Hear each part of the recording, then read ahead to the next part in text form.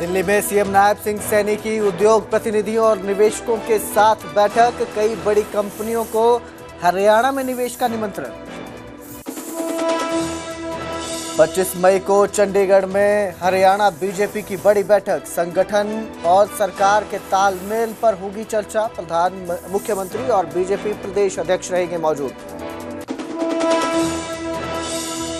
बहादुरगढ़ में फैक्ट्री में बॉयलर फटने से हादसा। फैक्ट्री का लेंटर गिरने से दबे कई मजदूर।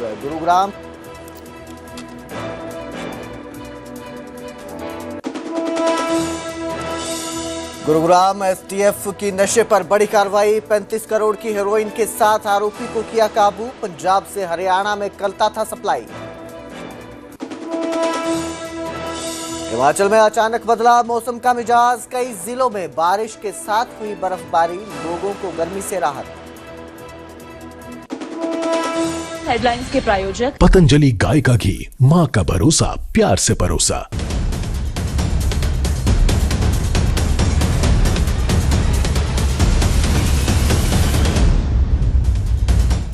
नमस्कार, आप देख रहे हैं हरियाणा हिमाचल प्राइम और मैं हूं आपके साथ कुलदीप भारद्वाज। बुलेटिन की शुरुआत करेंगे बहादुरगढ़ से, जहां एक दर्दनाक भीषण हादसा देखने को मिला। फैक्ट्री में बॉयलर फटने से यह हादसा हुआ और धमाके के बाद फैक्ट्री का लेंटर गिरने की वजह से कई मजदूर दब गए। क्लासिक कोल प्राइवेट लिमिटेड कंपनी में यह हादसा हुआ। फैक्ट्री में केमिकल और ग्लू बनाने का काम चल रहा था। 4 से 5 लोगों को निकाल कर सामान्य सिविल अस्पताल जो रहता है वहां पर ले जाया गया। वहीं बहादुरगढ़ में भर्ती करवाया गया है सभी को। फैक्ट्री के अंदर अभी भी 4 से 5 लोगों के दबे होने की आशंका है। फायर विभाग की 6 गाड़ियां मौके पर पहुंची, आग बुझाने का काम किया। पुलिस और प्रशासन की टीमें मौके पर मौजूद है। तो बड़ा हादसा ये देखने को मिला है बहादुरगढ़ में। एक फैक्ट्री में बॉयलर फटता है, जिसके बाद लेंटर गिर गया और उसके नीचे कई मजदूर फंस गए। 5 से 6 मजदूर जो हैं वो सिविल अस्पताल पहुंचाए जा चुके हैं, इलाज चल रहा है उनका। वहीं बाकी आशंका जताई जा रही है कि वहां और भी मजदूर दबे हो सकते हैं। एक्सप्लोजन हुआ है और उस एक्सप्लोजन के बाद हमारी पुलिस की टीम और फायर ब्रिगेड की टीम यहाँ मौके पर पहुंची है और ये एक बॉयलर बता रहे हैं जिसमें एक एक्सप्लोजन हुआ है। आगे पीछे भी सेम ही ओनर की फैक्ट्री है और ये केमिकल्स और रेजिन्स टाइप के प्रोडक्ट बनाते थे, जिस कारण से जो ब्लास्ट हुआ है वो काफ़ी मेजर था और अभी भी मौके पे कई सारी फायर टेंडर की गाड़ियां हैं। ये सूचना प्राप्त हुई है कि अंदर हो सकता है कि 4-5 लोग कम से कम इसमें दबे हों और बाकी कुछ इंजर्ड को हॉस्पिटल शिफ्ट कराया गया है। लगभग 5-7 इंजर्ड जो हैं शिफ्ट कराए हैं इलाज को और मौके की कार्रवाई जारी है। फायर टीम्स और पुलिस अपना काम कर रही है। मेरे सहयोगी प्रदीप धनखड़ हमारे साथ फोन लाइन पर जुड़े हैं। प्रदीप, किस तरह के हालात अब देखने को मिल रहे हैं यहाँ पर? जो आशंका जताई जा रही है उसको लेकर किस तरह से काम चल रहा है? कुलदीप, अभी भी यहाँ पर जो हालात है वो गंभीर होने हुए हैं। बहादुरगढ़ के आधुनिक औद्योगिक क्षेत्र पार्ट बी की ये घटना है। यहाँ प्लॉट नंबर 2224 में क्लासिक कोल प्राइवेट लिमिटेड नाम की फैक्ट्री थी, जहाँ पर भयंकर हादसा हुआ, धमाका हुआ है। बॉयलर फटने के कारण फैक्ट्री में आग लगी है। इतना ही नहीं, 2 मंजिला फैक्ट्री का लेंटर पूरी तरह से भर कर गिर गया है, जिसकी वजह से यहाँ पर काफी सारे मजदूर के नीचे दब गए।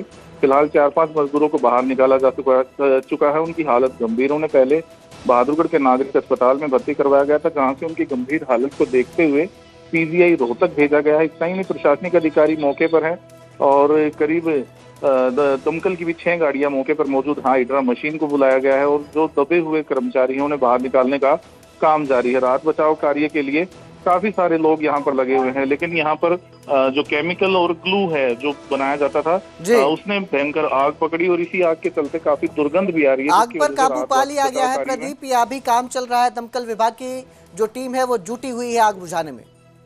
जी, अभी भी ये काम अभी भी लगातार जारी है, क्योंकि 4 से 5 लोगों के अंदर दबे हुए होने की आशंका बनी हुई है और लेंटर हटाने के बाद ही जो लोग हैं वो बाहर निकाले जा सकेंगे और सभी स्थिति साफ हो सकेगी आखिर लेंटर के नीचे कितने मजदूर हैं वो दबे हुए हैं। हालांकि कुछ मजदूरों को बाहर निकाला जा चुका है। जी, बहुत बहुत शुक्रिया इस तमाम जानकारी के लिए प्रदीप। तो फिलहाल जो है टीमें काम में जुटी हुई हैं, आग बुझाने का काम किया जा रहा है और आशंका जताई जा रही है कि और भी मजदूर अंदर दबे हो सकते हैं, जिसको लेकर मशीनों की मदद से मलबा हटाया जा रहा है।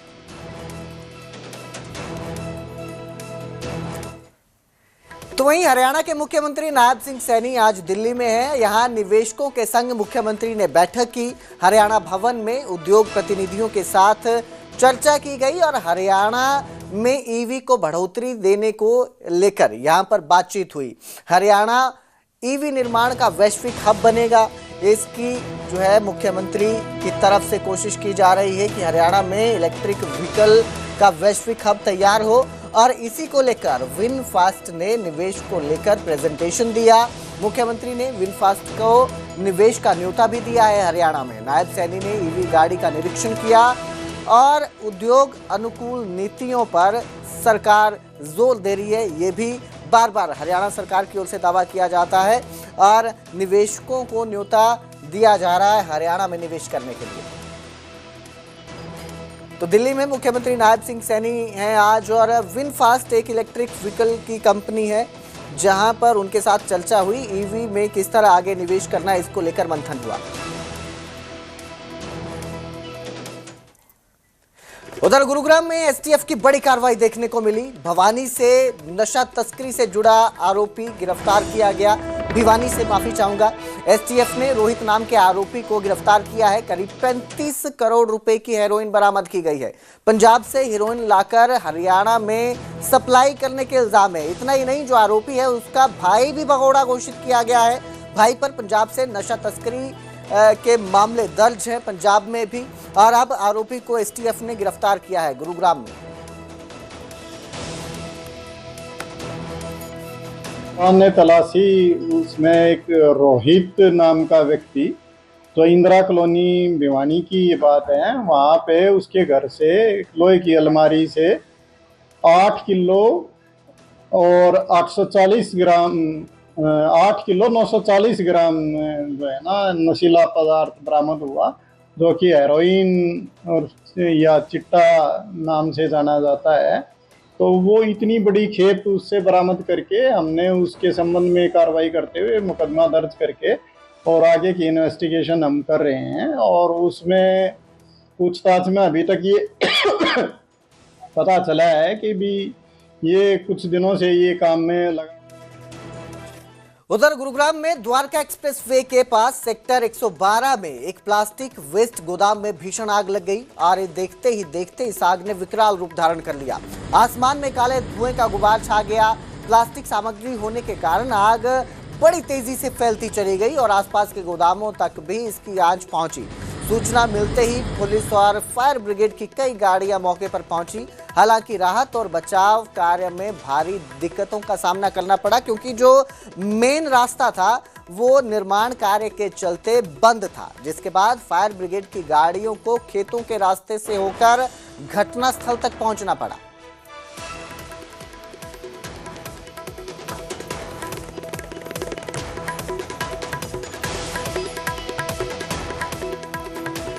अगली खबर भी गुरुग्राम से है, जहां वीवी इलाके में वीवीआईपी जो इलाका है वहां पर एक दर्दनाक हादसा सामने आया। एम्बियंस आइलैंड में दर्दनाक हादसे में 2 मासूम बच्चों की डूबने से मौत हो गई। एम्बियंस मॉल के पीछे बने गोल्फ कोर्स के कृत्रिम तालाब में नहाने के दौरान दोनों बच्चे पानी में डूब गए। मृतकों की पहचान नाथुपुर गांव के 10 और 11 साल के बच्चों के रूप में हुई है।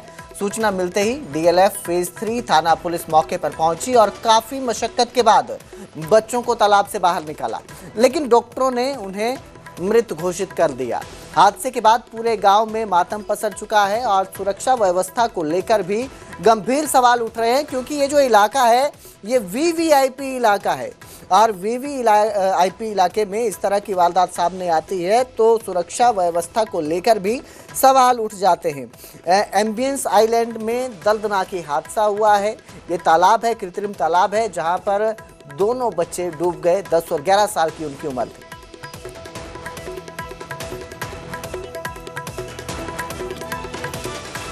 और अब जिक्र करेंगे गर्मी के कहर का। हरियाणा इन दिनों भीषण गर्मी और लू की चपेट में है। दोपहर होते ही शहर की सड़कें और बाजार सुनसान नजर आने लगे हैं। दुकानदार ग्राहक आने का इंतजार कर रहे हैं, जबकि लोग तेज धूप और गर्म हवाओं से बचने के लिए घरों में रहना ही बेहतर समझ रहे हैं। तस्वीरें करनाल की हैं, जहां आम लोग सिर ढक कर और पेड़ों की छांव में राहत तलाशते दिखाई दे रहे हैं। क्योंकि गर्मी बहुत ज़्यादा हो चुकी है और अपील भी की जा रही है लोगों से कि अगर ज़रूरी ना हो तो वो घर से बाहर ना निकलें और अपने आप को हाइड्रेटेड रखें, ज़्यादा से ज़्यादा पानी पीते रहें।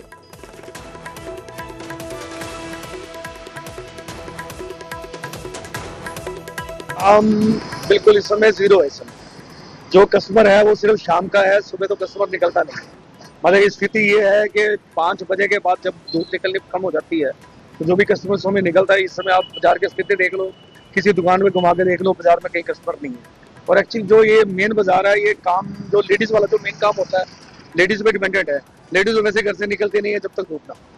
ये रीजन है, इस करके बाजार के अंदर स्थिति अच्छी नहीं है इसकी। पूरा बाजार ही खाली है, काफी ज्यादा।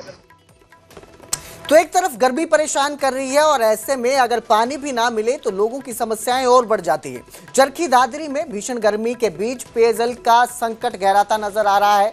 शहर और ग्रामीण इलाकों में पिछले कई दिनों से पानी की सप्लाई ठप हो चुकी है। इस तरह के इल्जाम है आरोपों के लोगों के कि पानी की सप्लाई पूरी तरह बंद हो चुकी है और अब वो बूंद बूंद पानी के लिए तरसते नजर आ रहे हैं। हालात ऐसे हैं कि लोगों को निजी टैंकरों से 800 से 900 रुपए में पानी खरीदना पड़ रहा है। कई जलघर और नहरें खाली पड़ी हैं, जबकि ग्रामीण हैंडपंपों से पानी भरने को मजबूर हैं। लोगों का आरोप है कि टैंकर संचालक मजबूरी का फायदा उठा रहे हैं।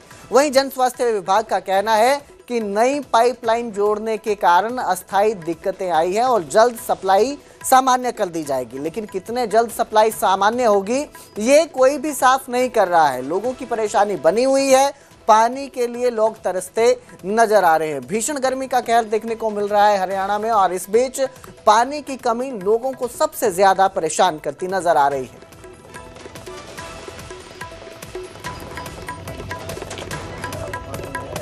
ये है घरों में जल के पीने के लिए पानी भी नहीं आ रहा है। नहर में पानी नहर के कारण डिग्गी सूखी पड़ी है। पानी में समस्या बहुत बड़ी आबादी गाँव है। जोड़ा में पानी पशुओं के लिए पानी भी नहीं रह रहा है। ये बड़ी समस्या हो रही है, इसका कोई समाधान करो। चरखी दादरी जिले में यही समस्या सबसे मोटी समस्या है जी। 5 डिग्गियों में पानी नहीं आ रहा है, नहरों में पानी नहीं आ रहा है। हर गाँव नहीं, हर गाँव में ये समस्या पैदा हो रही है। गर्मी का महीना, जेठ का महीना जी। हाँ जी, मैं रानीला निवासी सुदामा प्रसाद है आपके रानीला के जल घर के सामने से बता रहा हूँ कि यहाँ जल की सप्लाई घरों में आए तो 15-20 दिन हो गए। पीने का पानी दोनों वाटर टैंकर से मंगवाना पड़ रहा है। इतनी आबादी का ये हाल है। कॉलोनियों में वो बिल्कुल ही ऐसा खारा व गंदा लाल पानी आ रहा है, बर्तन धोने के भी लायक नहीं है। और प्रशासन खाली आश्वासन दे रहा है कि जल्द ठीक कर देंगे, नई लाइन लगा दी, लेकिन कोई भी धरातल पे काम नहीं हो रहा फिलहाल। तो तेज धूप, गर्म हवाएं और लगातार बढ़ता तापमान। हरियाणा इन दिनों भीषण हीट वेव के चपेट में है और ऐसे में स्वास्थ्य विभाग ने लोगों से सतर्क रहने की अपील की है। हरियाणा स्वास्थ्य विभाग के महानिदेशक डॉक्टर मनीष बंसल ने न्यूज़ 18 से खास बातचीत की और कहा कि नागरिक पूरे कपड़े पहनकर बाहर निकलें, ये उन्होंने सलाह दी है। साथ ही कहा कि ज्यादा पानी पिएं और जरूरी होने पर ही धूप में बाहर निकलें। उन्होंने बताया कि सभी सीएमओ को अस्पतालों में पीने के पानी, शौचालय और ORS कॉर्नर की व्यवस्था सुनिश्चित करने के निर्देश भी दिए गए हैं, क्योंकि बढ़ती गर्मी के साथ जो तबीयत है वो भी लोगों की खराब हो रही है। ऐसे में लोग अस्पताल पहुंचे तो उन्हें यहाँ पर भी किसी तरह की समस्या ना हो, इसके लिए अस्पतालों में CMOs को ये निर्देश जारी किए गए हैं। साथ ही OPD में लंबी लाइनें ना लगें, इसके लिए भी व्यवस्थाएं की जा रही हैं। डॉक्टर बंसल ने कहा कि फिलहाल हरियाणा में गर्मी से मौत का कोई मामला सामने नहीं आया है और लोग अपना ख्याल रखें, पानी पीते रहें और ज़रूरी हो तभी घर से बाहर निकलें। ऐसे देखते हैं क्योंकि हीट वेव काफी चल रही है और पिछले दिनों की बात करें तो टेम्परेचर भी काफी बढ़ा है। किस तरह से स्वास्थ्य विभाग कदम उठा रहा है? बिल्कुल, अभी पिछले कुछ दिनों से जो हीट वेव चल रही है इससे लोगों के स्वास्थ्य के ऊपर दुष्प्रभाव पड़ने की आकांक्षा को हमेशा रहती है। तो इसको बचने के लिए बहुत सरल उपाय है। नंबर 1 तो अपनी सारी बॉडी को कवर करके रखें। दूसरा, कॉटन के कपड़े पहने। तीसरा, खूब पानी पिएं। अनावश्यक रूप से धूप में, तेज गर्मी में ना निकलें। अगर जाना पड़े तो छाता वगैरह का इस्तेमाल करें या कवर्ड गाड़ी में जाएं। और इसके साथ ही जो छोटे बच्चे हैं या बुजुर्ग हैं उनको बहुत ही अति आवश्यक हो तो गर्मी के मौसम में बाहर लेके जाएं। आमतौर पे छुट्टियां होती हैं, परिवार घूमने के लिए बाहर अंदर जाते हैं, तो उनको भी इस चीज का ध्यान रखें कि अगर बहुत ही इस चीज के लिए उनको लगता है कि हमने जाना है तो ही उसका अपना प्लान करें। अदरवाइज इसमें गर्मियों के मौसम में आमतौर पे दस्त और उल्टियां, बुखार ये आम है। हीट स्ट्रोक हो जाता है, हीट स्ट्रोक से आदमी बेहोश भी हो जाते हैं। क्योंकि बीमारियां भी काफी होती हैं, तो बीमारियां ऐसी कोई मरीज, किस बीमारी के मरीज ज्यादा अस्पतालों के अंदर आ रहे हैं? पूरे प्रदेश से रिपोर्ट आ रही होगी। अभी ऐसे कोई स्पेसिफिक नहीं है कि आम जैसे हमारी ओपीडीज है नॉर्मल की भ्रांति चल रही है, ऐसा कुछ नहीं है कि किसी खास विशेष बीमारी से केस ज्यादा आ रहे हैं। हमने अपने हॉस्पिटल्स में सभी जगह की ठंडे पानी की व्यवस्था की हुई है, वाटर कूलर्स भी लगे हुए हैं और साथ ही सभी को इंस्ट्रक्शंस भी जारी किए हैं कि कमरों में कूलर्स वगैरह, पेशेंट के वार्ड के लिए कूलर्स और एसी का वो जो है वर्किंग सही हो और पेशेंट्स को किसी किस्म की दिक्कत ना आए। कोई ऐसी कोई कैजुअलिटी कोई प्रदेश में कोई सामने आई हो? क्योंकि पंजाब में हमने पिछले दिनों देखा कि कैजुअलिटी भी हुई, तो ऐसी कोई हरियाणा में कोई सामने? नहीं सर, अभी हमारे पास ऐसी कोई रिपोर्ट नहीं आई। और किस तरह के इंतजाम, जिस तरह से कूलर के आपने बताए हैं, कोई और स्पेशल डायरेक्शंस आपने सीएमओ को दिए हों? एक तो यही है कि पेशेंट्स को ज्यादातर हॉस्पिटल्स में अनावश्यक रूप से लेट ना हो, उनके इन्वेस्टिगेशंस भी टाइमली हो जाएं और पेशेंट्स की जो हमारी ओपीडी है, क्योंकि गर्मियों के मौसम में 8 बजे हमारी ओपीडी शुरू होती है, तो उनकी जो प्रिस्क्रिप्शन की पर्ची है वो 8 बजे से पहले हमारी लाइन खुल जाए, जिससे उनकी प्रिस्क्रिप्शन जो है वो वहां से पर्ची कट जाए। और आगे बढ़ेंगे, अब बात करेंगे बचत के संदेश की जो हरियाणा के मुख्यमंत्री नायब सिंह सैनी दे रहे हैं और पेट्रोल डीजल बचाने की अपील कर रहे हैं। इस बीच पेट्रोल पंप संगठन के महासचिव राकेश मित्तल से न्यूज़ 18 ने खास बातचीत की और इस दौरान उन्होंने बताया कि हरियाणा और पंजाब में पेट्रोल डीजल की कोई कमी नहीं है।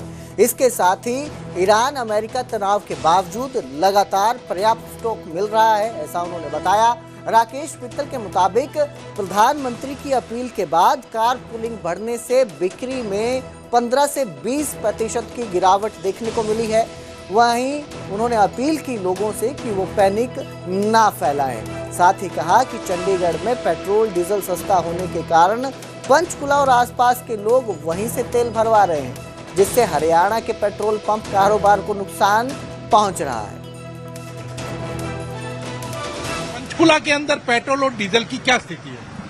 पंचकुला में पेट्रोल डीजल की स्थिति बिल्कुल नॉर्मल है। यहाँ पे किसी प्रकार का कोई पैनिक नहीं है और कंपनियों से हमें रेगुलर सप्लाईज मिल रही है। बिल्कुल इस तरह से पंजाब में हमने देखा कि पंजाब में वहाँ मुख्य सचिव को लेटर लिखा और भगवंत मान जो वहाँ के मुख्यमंत्री हैं उनको लेटर लिखा कि हमें कमी है, उसमें आप बीच में बिचाव करिए, कंपनियों से बात कीजिए। कोई इस तरह का यहाँ नहीं? हरियाणा में ऐसा कुछ भी नहीं है। हरियाणा में गवर्नमेंट भी बड़ी कोऑपरेटिव है और कंपनियां तो है ही है कोऑपरेटिव, और हमें नहीं लगता पंजाब में ऐसा होगा। तो कोई अगर उनके एडमिनिस्ट्रेटिव प्रॉब्लम के कारण वो तो नहीं कर सकते। पंजाब में भी आप लोगों के लिंक रहते हैं, जानकारियां रहती हैं, तो वहां से कोई इस तरह की सूचना नहीं? ऐसी कोई सूचना नहीं है पंजाब से। हमारा पंजाब में ही पेट्रोल पंप है, तो वहाँ कोई ऐसी दिक्कत नहीं है। रेगुलर आ रही है? Regular supply. हाँ जी। तो यहाँ कितने दिन का स्टॉक आपको मिलता है और कितने दिन के बाद मिलता है? नहीं, में रेगुलर स्टॉक मिल रहा है। कंपनियों के पास हमारा हर टाइम का डाटा है। जैसे इस रेगुलर स्टॉक की तो ये पोजीशन है ना कि हर एक पेट्रोल पंप पे टैंक कैपेसिटी है, उस टैंक कैपेसिटी के हिसाब से हमें माल मिलता रहता है। तो आप लोग कितने दिन पहले अपनी डिमांड लगाते हैं? एक दिन पहले, 24 घंटे पहले, और तुरंत गाड़ी आ जाती है? बिल्कुल, कोई दिक्कत नहीं होती। जब से ये युद्ध शुरू हुआ है, कहा जा रहा है वैश्विक संकट आ गया है, तो कोई दिक्कत आई किसी प्रकार की बीच में आई? या कंपनी ने ऐसा कोई रिस्ट्रिक्शन नहीं है किसी तरह की भी। कंपनी बस ये कहती है कस्टमर को गाइड कर रही है भी पेट्रोल बचा सको तो बचाओ जितना भी अननेसेसरी वेस्ट ना करो, फिर कार पूलिंग वगैरह करो या और वैसे बल्क सेल ना करो ज्यादा इंडस्ट्री वगैरह को, और अदरवाइज ऐसी कोई दिक्कत नहीं है। और जिस तरह से जो आ रहे हैं लोग पेट्रोल डलवाने के लिए, डीजल डलवाने के लिए, तो पहले जितने लोग आ रहे थे, अगर पिछले महीने की बात करें उससे पहले की, तो कोई सेल घटी है या सेम सेल? कोई सेल घटी नहीं है, 5-7% बढ़ी है, घटी कोई सेल बढ़ी है। हाँ जी। तो कहीं ना कहीं जो प्रधानमंत्री की अपील है उसका असर नहीं हो रहा है? नहीं है असर, उसका बिल्कुल असर है। जब से प्रधानमंत्री जी ने अपील किया उससे तो फर्क पड़ गया। जैसे वो अब लास्ट मंथ की जैसे बात कर रहे हो ना सेल की, तो उसमें अब तो काफी फर्क है। जैसे कुछ कार पूलिंग से भी वैसे भी घटी है पेट्रोल का बोलते। जिस दिन से मतलब प्रधानमंत्री जी की आई है 15-20% डाउन है सेल में। गवर्नमेंट की व्हीकल्स में भी डाउन है और पेट्रोल भी है। हमारे पास कुछ गवर्नमेंट अकाउंट्स हैं, उनकी कंजम्पशन भी काफी कम होगी एकदम से, और प्राइवेट तो हुई है सर। अब जिक्र करेंगे यमुनानगर के जगाधरी का, जहां करियर डिफेंस स्कूल में बड़ा खुलासा हुआ है। हॉस्टल के कमरों में सीसीटीवी कैमरे लगे मिले हैं। नाबालिग छात्रों की प्राइवेसी पर गंभीर सवाल उठते इससे नजर आ रहे हैं। इसके साथ ही स्कूल में से एक्सपायर्ड दूध के पैकेट बरामद हुए हैं। पल्सर में अवैध मेडिकल क्लिनिक भी मिला है। बिना अनुमति एनडीए और आईआईटी की यहां पर कोचिंग दी जा रही थी, इसकी भी जानकारी सामने आई है। छात्रों ने खाना और गंदगी की शिकायत की, लेकिन कोई इसका समाधान नहीं निकला, ये इल्जाम है। स्कूल प्रबंधन समेत 6 लोगों के खिलाफ यहां पर मामला दर्ज किया गया है। तो जगाधरी में करियर डिफेंस स्कूल है ये, जिसको लेकर ये खुलासा सामने आया है कि यहाँ पर एक तो बिना अनुमति के एनडीए और आईआईटी की कोचिंग क्लासेस चल रही थी, वहीं मेस में एक्सपायर्ड दूध के पैकेट जो थे वो बरामद हुए हैं। सबसे बड़ा सवाल ये है कि हॉस्टल के कमरों में भी सीसीटीवी कैमरा लगे हुए हैं। अगर सीसीटीवी लगे हुए हैं तो छात्रों की जो प्राइवेसी है उसको लेकर भी सवालों के घेरे में ये स्कूल आ चुका है। और फिलहाल पुलिस ने मामले में 6 लोगों के खिलाफ एफआईआर दर्ज की है। इसकी कई बार शिकायत आ चुकी है, तो मेरे आने से पहले भी एक बार इसकी इंस्पेक्शन की गई थी, उसके बाद जनवरी में की गई, और इनको जो भी उसमें कमियां पाई गई उनको दूर करने की हिदायत दी गई थी, लेकिन उन्होंने अपनी कमियां दूर नहीं की। हमने दोबारा 12 मई को वहां जाकर इंस्पेक्शन की है, लेकिन उन्होंने अपनी कमियां दूर नहीं की और कई उसमें वायलेशंस पाई गई, जिसके कारण हमने पुलिस में एफआईआर दर्ज कराने के लिए रिक्वेस्ट की और एफआईआर दर्ज हुई। अब रुक करेंगे हिमाचल प्रदेश का। शिमला में हिमाचल कैबिनेट की बैठक जारी है। मुख्यमंत्री सुखविंदर सिंह सुक्खू की अध्यक्षता में ये बैठक हो रही है। कैबिनेट बैठक में विक्रमादित्य सिंह मौजूद नहीं है, ये जानकारी भी सामने आई है। वहीं इस बैठक में आज शिक्षा विभाग की रिक्तियां भरने पर मंथन किया जा सकता है। ऊर्जा संकट से निपटने पर भी रणनीति बनाई जा सकती है। बैठक में 5 डे वीक पर चर्चा संभव है। जो कैबिनेट की बैठक चल रही है उसमें इसके अलावा पेट्रोल डीजल की खपत को किस तरह घटाया जाए, इसको लेकर भी आज कैबिनेट की बैठक में हिमाचल कैबिनेट की बैठक में फैसला लिया जा सकता है। तो मुख्यमंत्री सुखविंदर सिंह सुक्खू की अध्यक्षता में यह बैठक चल रही है, जिसमें आज ये जो मुद्दे हैं इनको लेकर रणनीति बनाई जा सकती है, चाहे वो ऊर्जा का संकट हो, पेट्रोल डीजल की खपत को किस तरह घटाया जा सके इसका।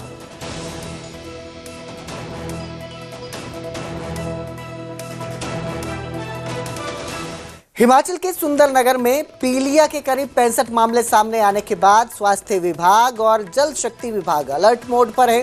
पिछले 10 दिनों में पहले 47 आईटीआई प्रशिक्षु और अब 17 स्थानीय लोग संक्रमित पाए गए हैं। जांच में प्राकृतिक जल स्रोतों और हैंडपंपों के पानी में जीवाणु संक्रमण के संकेत मिले हैं, जिसके बाद कई दूषित जल स्रोत बंद कर दिए गए हैं। वहीं स्वास्थ्य विभाग लोगों को उबला और फिल्टर किया हुआ पानी इस्तेमाल करने की सलाह दे रहा है। इस पूरे मामले में विभागीय कार्यप्रणाली पर भी सवाल उठ रहे हैं।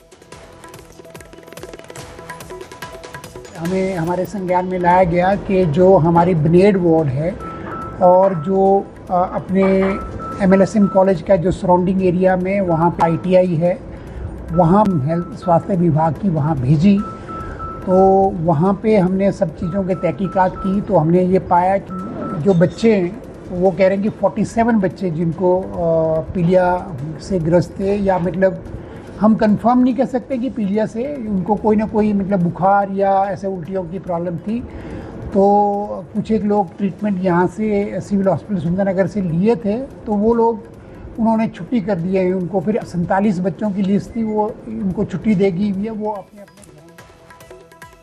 फिलहाल इस बुलेटिन में इतना ही। बाकी की खबरों के लिए देखते रहिए News 18 पंजाब, हरियाणा, हिमाचल।